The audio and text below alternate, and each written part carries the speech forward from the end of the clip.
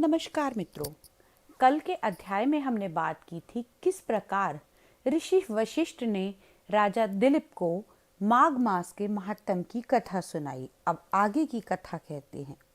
तब राजा दिलीप कहने लगे कि महाराज, यह पर्वत कितना ऊंचा और कितना लंबा चौड़ा है। तब वशिष्ठ जी कहने लगे कि 36 योजन ऊंचा, ऊपर चोटी में 10 योजन चौड़ा और नीचे 16 योजन चौड़ा है, जो हरी चंदन, आम, मदार, देवदार और अर्जुन के वृक्षों से सुशोभित है।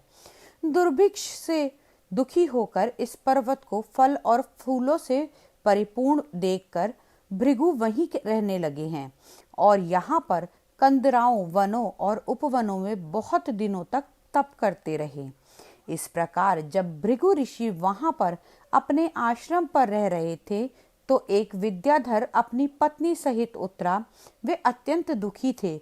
उन्होंने भृगु ऋषि को प्रणाम किया और ऋषि ने बड़े ही मीठे शब्दों में उनसे कहा कि विद्याधर, तुम बड़े दुखी दिखाई देते हो, इसका क्या कारण है?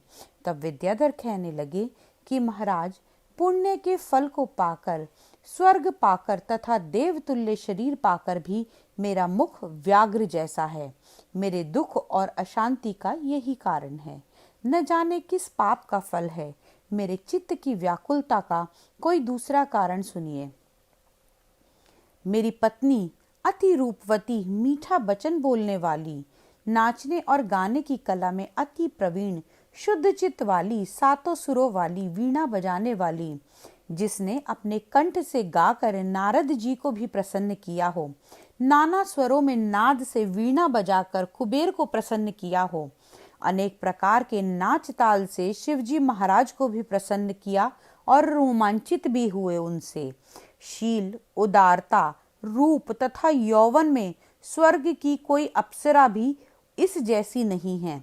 कहाँ ऐसी चंद्रमुखी स्त्री और कहाँ मैं व्याघ्र मुख वाला, यही चिंता सदैव मेरे हृदय को जलाती है। विद्याधर के ऐसे वचन सुनकर तीनों लोकों की भूत, भविष्य और वर्तमान की बात जानने वाले तथा दिव्य दृष्टि रखने वाले ऋषि कहने लगे कि हे विद्याधर, कर्म के विचित्र फलों को प्राप्त होकर ज्ञानी पुरुष भी मोह को प्राप्त हो जाता है। मक्खी के पैर जितना विष भी प्राण लेने वाला हो जाता है। छोटे छोटे पापों का फल भी अत्यंत दुखदाई हो जाता है। तुमने माघ मास की एकादशी का व्रत करके द्वादशी ना आने तक शरीर में तेल लगाया, इसी पाप कर्म से व्याग्र हुए। एकादशी के दिन उपवास करके द्वादशी को तेल लगाने से राजा पुरूरवा ने भी कुरूप शरीर पाया था। तब वह अपने कुरूप शरीर को देखकर दुखी होकर हिमालय पर्वत पर देव सरोवर के किनारे पर गया। प्रीति पूर्वक शुद्ध स्नान कर कुशा के आसन पर बैठकर भगवान कमल नेत्र, शंख, चक्र, गदा, पद्म को धारण करने वाले, पीतांबर पहने हुए, वरमाला धारण किए हुए विष्णु का चिंतन करते हुए राजा पुरूरवा ने 3 मास तक निराहार रहकर भगवान का चिंतन किया।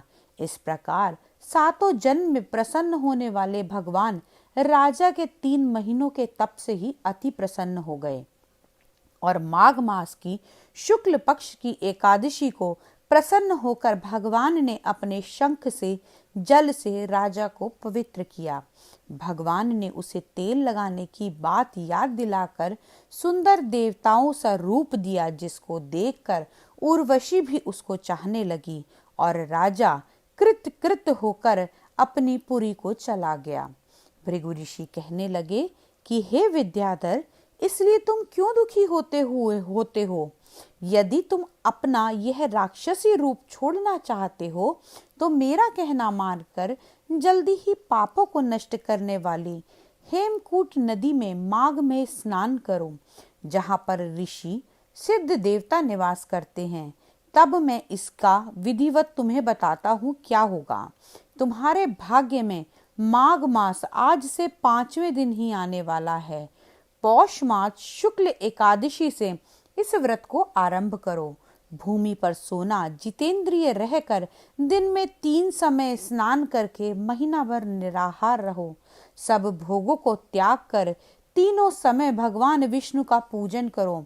तब तुम द्वादशी को शिवजी स्तोत्र और मंत्रों से पूजन करोगे तो तुम्हारा मुख देखकर सभी चकित हो जाएंगे और तुम अपनी पत्नी के साथ सुख पूर्वक क्रीड़ा करोगे। माघ मास के प्रभाव को जानकर सदा माघ में स्नान करो। पाप दरिद्रता से बचाने के लिए मनुष्य को सदा यत्न से माघ मास का स्नान करना चाहिए। स्नान करने वाला इस लोक तथा परलोक में सदा सुख पाता है। वशिष्ठ जी कहते हैं कि हे राजा दिलीप, भृगु जी के यह वचन सुनकर वह विद्याधर अपनी स्त्री सहित उस स्थान पर पर्वत के झरने में माघ का स्नान करता रहा और उसके प्रभाव से उसका मुख देव सदृश हो गया और वह मणिगीव्र पर्वत पर आनंद से रहने लगा। भृगु जी भी नियम की समाप्ति पर शिष्य सहित ईवा नदी के तट पर आ गए। तो मित्रों, आज इसी के साथ तीसरा अध्याय यहीं समापन होता है। कल चौथे अध्याय में आपसे फिर मिलेंगे। तब तक के लिए श्री कृष्ण हरे कृष्ण कृष्ण कृष्ण हरे हरे, हरे राम राम राम हरे हरे। जय श्री कृष्ण।